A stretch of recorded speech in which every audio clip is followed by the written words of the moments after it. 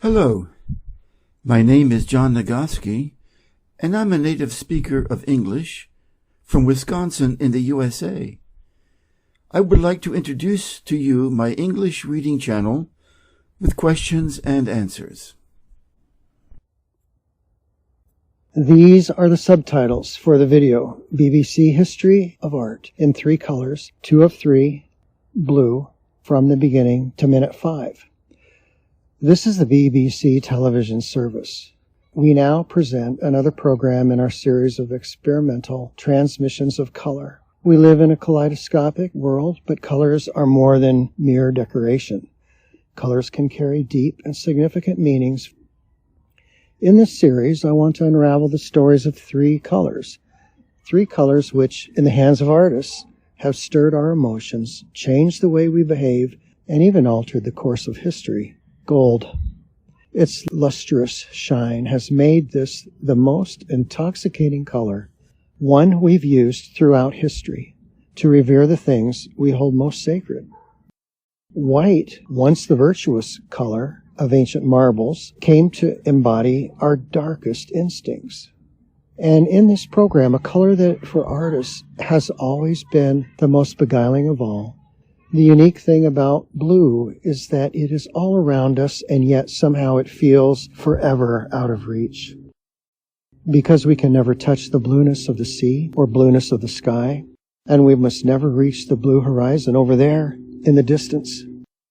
And for these reasons, blue has captured our imaginations, offering us the tantalizing prospect of entirely new worlds beyond our own. From the moment a mysterious cargo arrived from across the seas, artists have used blue to transport us to strange and exotic realms. From Giotto's heavenly visions to Titian's gardens of earthly delight. From Picasso's melancholy yearnings to Yves Klein's dream of escape. Throughout his whole life, his goal was to leave this world behind him. We'll reveal how these artists searched for the perfect blue to capture the great beyond. And finally, how one powerful image showed us that blue was not the color of other worlds. It was the color of our own. Our story of blue begins 1,000 years ago on the edge of Europe. This is the Venetian lagoon. Across these waters sailed merchants from the east. They were hungry for Venetian gold, and in exchange, they brought a mysterious cargo.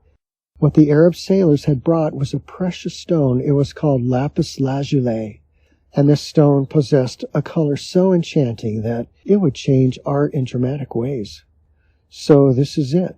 Now I must say, I have never seen such a large chunk of lapis before, and I'm quite surprised at how complex and beautiful it is actually. You can see how rich and deep and amazing this blue is. And the whole impression of this stone is that it looks a bit like the sky. It looks a bit like a fragment of the sky has just fallen down to earth, and I've picked it. So you can really understand why people love this substance so much. As strange as it may seem, blue hardly existed in the history of Western art. It's nowhere to be found among the earthy colors of prehistoric cave paintings. The Greeks didn't even have a word for it. And the Romans had little time for blue in their wall paintings at Pompeii. Even in the Middle Ages, the blues they had were feeble and pallid. And so the artists of medieval Venice couldn't wait to get their hands on the wondrous blue of lapis lazuli.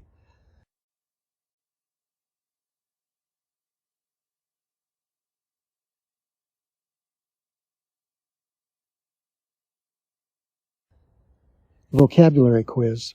Which word is a synonym for unravel? A. Spare. B. Unsnarl. C. Start.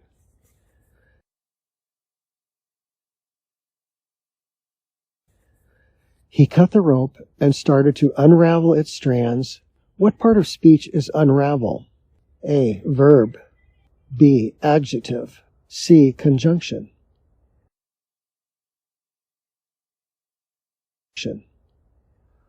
Which word has the opposite meaning of enchanting? A. Passive. B. Repulsive.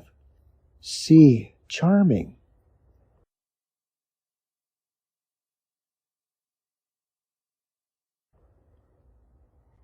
Which word is a synonym for enchanting?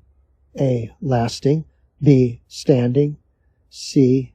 Charming.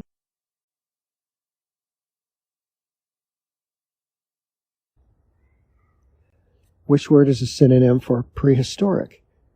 A. Creative. B. Private. C. Primitive.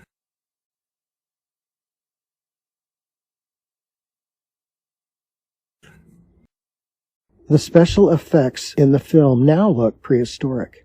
What part of speech is prehistoric? A. Adjective. B. Noun. C. Preposition.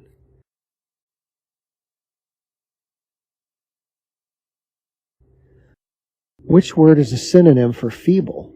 A. Stark. B. Weak. C. Rank.